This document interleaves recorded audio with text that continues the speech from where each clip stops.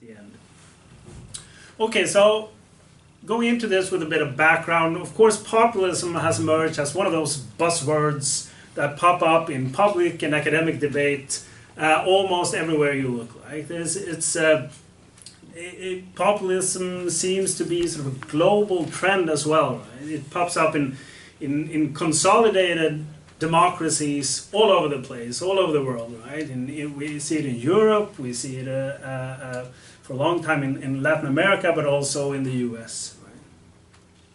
So the fact that it emerges in democracies is significant. And it's specifically the relationship between populism and liberal democracy that I want to talk about a little more today.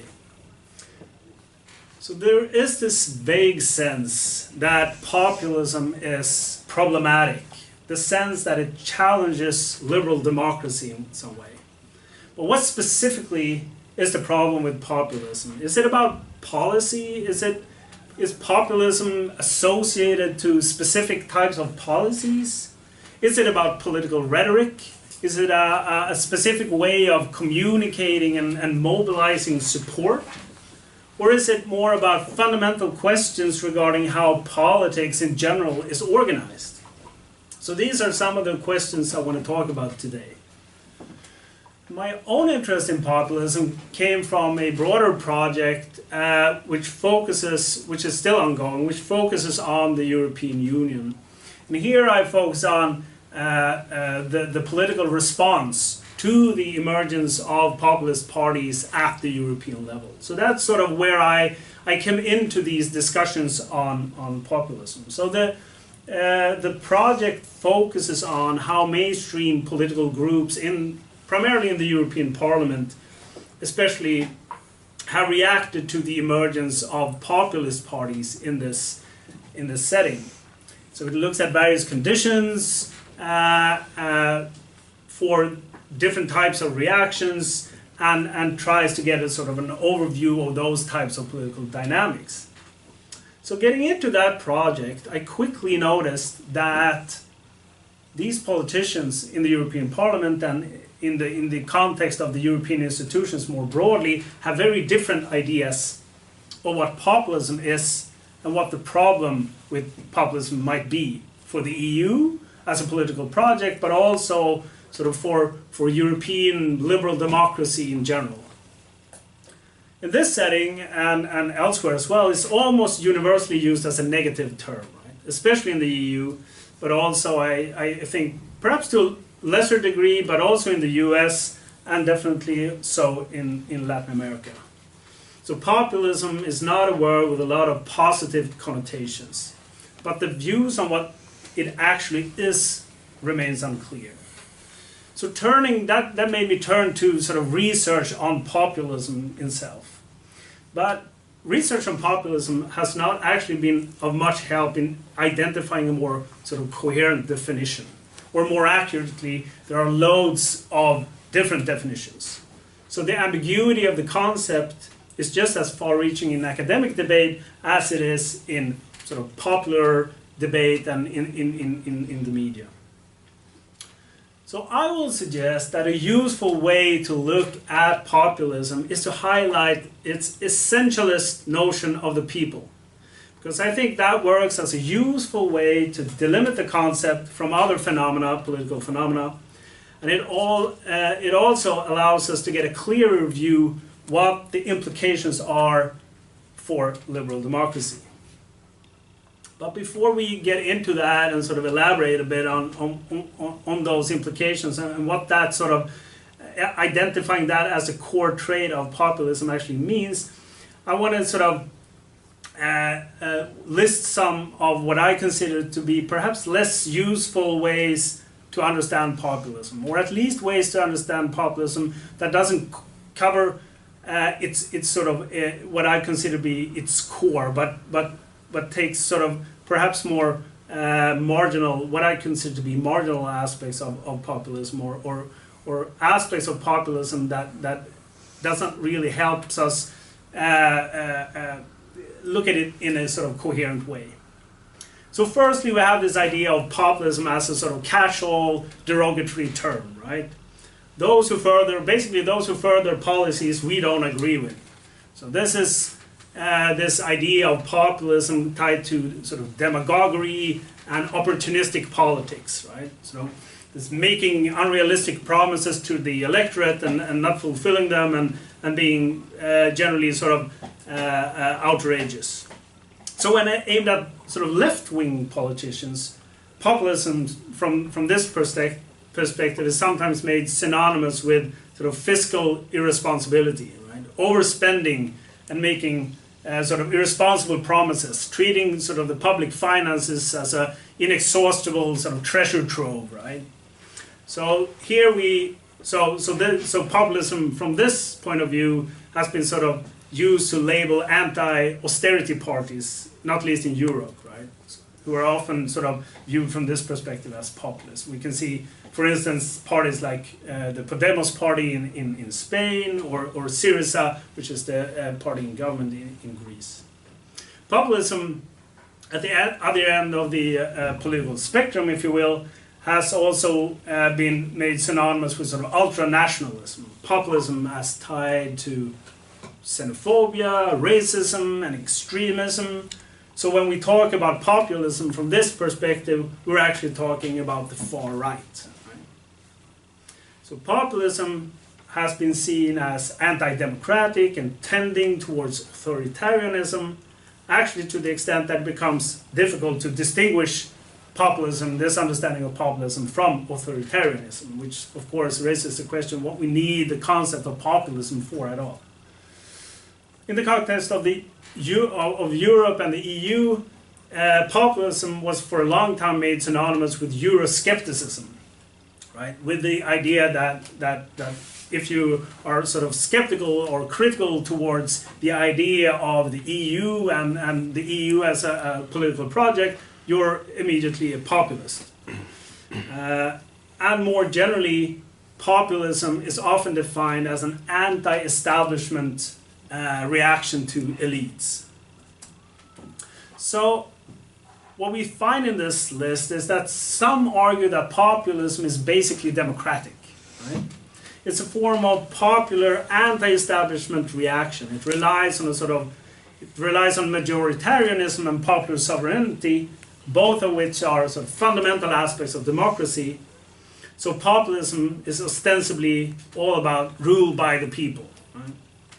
Others have argued that populism is closer to authoritarianism, the image that of this, the strong leader that establishes a direct link to the disorganized masses and rules sort of unfettered by the intermediary institutions in place and established procedures in place. So there obviously a fair bit of sort of definitional uncertainty here. And the consequences of definitional uncertainties is that a range of different political movements have been grouped together, right?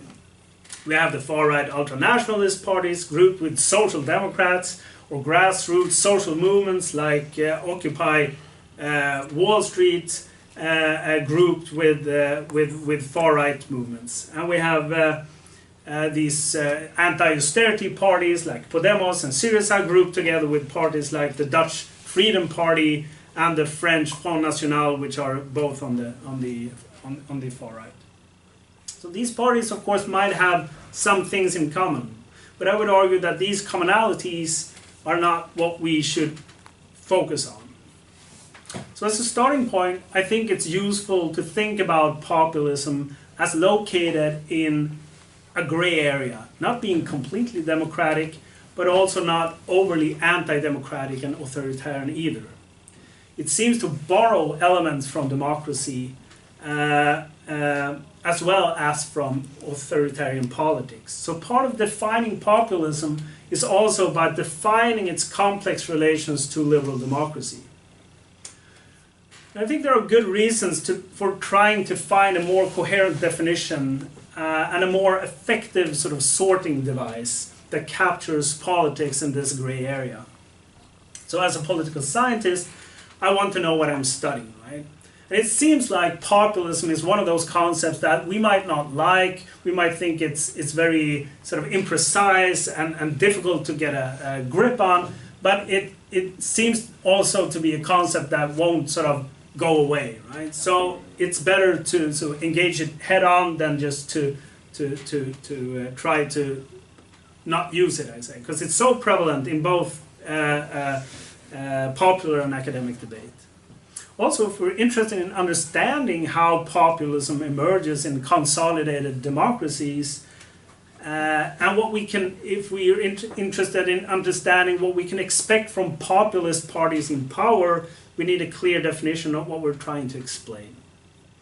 As a researcher, as well as a citizen, I want to be clear about why we should study something, right? Why should we care about populism? I think that if we're clear about the concept, this will become more apparent. So I like to turn now to what I consider to be a core trait of populism and discuss why identifying this core trait might be useful for defining populism and for understanding what the problem with populism is. So I would like to suggest again that populism is a form of political movement that bases its claims for legitimacy on an essentialist notion of the people and uses this notion as the organizational principle of politics. So essentialism is implied by many existing definitions of populism, so there's a bit of resonance with what actually is out there in terms of the definition of populism. But the implications of this, what I consider to be the central trait, is not often that spelled out. So I think it's extremely important to be more specific about what it means to talk about the people as a sort of homogeneous mass with a specific essence. It's important to identify what it means to talk about the will of the people and to understand what it means to organize politics on the basis of those claims. So highlighting essentialism as the core attribute of populism will of course exclude also some political movements that have been commonly understood as populist, right? But that is also part of the point. We need a definition of populism that is able to discriminate between different political phenomena in a useful way. This is important because it allows us to see more clearly how populism relates to democracy, and in particular, I think, it helps understand specifically what populism implies in terms of political representation and political participation. It also helps us qualify the idea, and I think this is important, that populism is an anti-elitist movement. In fact, I would argue that populism is not an anti-elitist movement at all, but that it tends towards a highly elitist project in its concrete operation, in spite of the way in which populist leaders often try to portray themselves. Okay, so what does essentialism mean here? I would say that an essentialist notion of the people means that the people is one, identified as an independent entity with its own significance, separate from the collection of individuals formally recognized as citizen in a particular society. And two, that its defining attributes, the defining attributes of the people, its essence, are stable and unchanging. We can contrast an essentialist notion of the people with a more open-ended liberal democratic notion of the people. Of course, we all know that sort of the people is a common reference in political speech, right? From all sort of parts of the political spectrum. But I would sort of quote Hans Kelsen in saying that for liberal democracy, the will of the people is a figure of speech. It's not a reality, right? The people, as an independent entity with its own significance, does not exist in a liberal democracy. The people is only the collection of individuals that are formally recognized as citizens, right? So as a consequence, the will of the people does not exist either.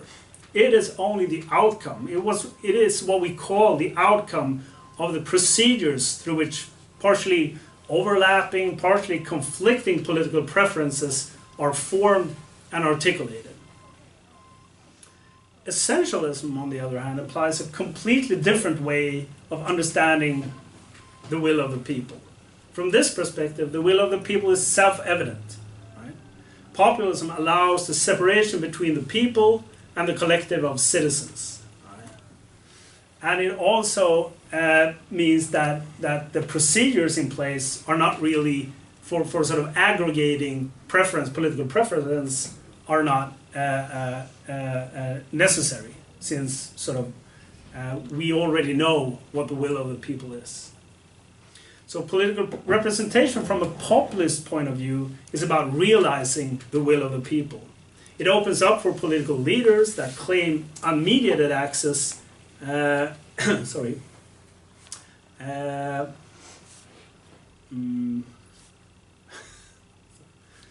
It opens up for political leaders that claims unmediated access to the people's will. Crucially, it also implies an understanding of political representation that is always geared towards pushing back against the plurality of views and identities that characterize modern societies. So the implications of this way of organizing politics that is fundamentally at odds with what we can refer to as sort of intermediary institutions. An impartial media, political parties that may serve as more open spaces for deliberation and for ensuring accountability of decision makers. Right? Parties that are not only sort of machines to mobilize support for a particular candidate. Essentialism basically means that representation is not open-ended. An essentialist notion of the people as the organizing principle of politics will always tend towards political arrangements that seek to fix which interests, which parts of society it is legitimate to represent. So this leads into the point on populism and elitism, or anti-elitism. The essentialist notion of the people also has implications for how political participation is understood and organized. Populism is often seen as a type of sort of political movement which engages parts of society which normally do not engage in politics. It's sometimes associated to calls for direct forms of democracy and this penchant towards sort of referenda. It's also often viewed as an anti-elitist and as related to an anti-establishment stance. So this is of course true in a sense, right? Populist movements emerge in opposition. I think that is part of their sort of how we recognize them in some sense. They use rhetoric that challenges the establishment, and in many places populism has been associated with sort of unconventional ways of communicating with supporters. So as such, it's able to mobilize parts of society that are usually not engaged in politics. It's not obvious how much this aspect of populism actually tells us, I would say. It's not obvious why we should label political movements as populist just because they challenge the status quo or try to broaden political participation. So this, I would argue, has been the story of liberal democracy, where political participation, at least formally, has been gradually broadened, right? From initially only including sort of white landowners to more comprehensive participation arrangements. So this is not to sort of label that whole process as populist, I think becomes difficult. It also raises the question if we should see populism as a principled commitment to broaden political participation, right? Should we see populism as an inherently anti-elitist movement, right? Which seeks to sort of broaden the amount of sections of society that sort of participates in politics? My answer would be no, right? I think that would be a mistake. populism is about ensuring participation for a particular section of society. That section which is identified as sort of the real people. One might say, of course, that it's the goal of any political movement to mobilize political participation from its followers, right? But here, populism, I think, is actually different. Sort of the flip side of essentialism is not only that it seeks to mobilize a specific part of society, but that it is exclusionary. Right? It will view political participation of other sections of society as illegitimate. To see populism as an anti-elitist movement is to confuse, I think, rhetoric with political practice. This becomes clear if we consider populism in power. Once in power, populist movements will not aim to broaden political participation. Rather, it will try to consolidate political participation of its own supporters, the real people. This is an important way in which we can differentiate between political movements which have a principled commitment to broaden political participation and which might want to reform or even radically alter the political arrangements in place. It's not useful, I think, to identify as populist any political movement who might want to challenge the status quo or which identify problems with sort of undue influence of some economic elites or special interests. Populism is about ensuring participation and representation of a particular section of society, the real people, and push back against participation of citizens more generally. So what should we conclude from all this? How should we understand populism's relationship to liberal democracy? Well, sort of in academic parlance, we might conclude that it's complicated. Right?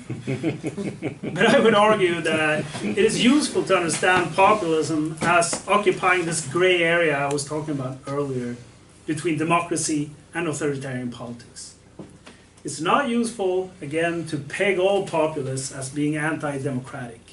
However, I think it's fair to say that populism challenges liberal democracy in fundamental ways. Something that is born out from this sort of core trait of an essentialist view of the people. It relies on this radically different understanding of the people.